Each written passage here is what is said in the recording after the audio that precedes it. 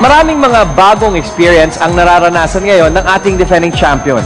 Isa na rito ay ang pagkakaroon ng isang vocal coach at pagtungtong sa isang recording studio.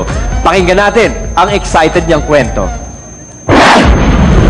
Dito po ako sa recording studio, so feel ko po na singer po ako ngayon.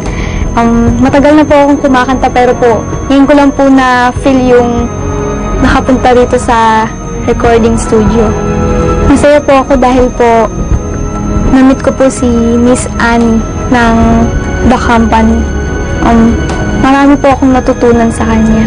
Umpisa pa lang when I first saw her, natuwa ako kasi parang gustong-gusto niya yung kundiman, singing kundiman. And rare yan sa bata. Rare na makakahanap ka ng batang gusto ng the old style of singing.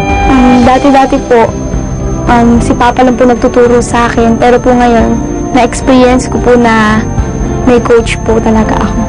I was also very impressed na ang nagsimula pa sa training niya was her father, who also just parang wido-wido lang yan. Anong narinig niya, tinuro niya sa anak niyang 7-year-old. So, even without any real formal training at that point, marami silang nagawa sa bata.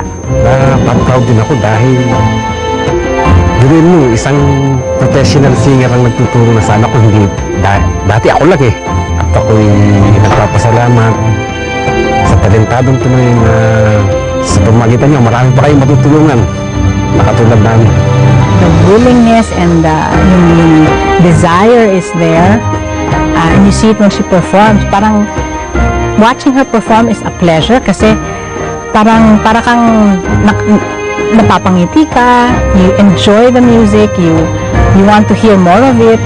And for a young person, for a young girl to be able to do that, kakaiba rin yun, ano? Gusto po lahat po ng natutunan ko po ngayon, i-apply ko po ito lahat sa pagkanta ko. Sana po magustuhan po ninyo.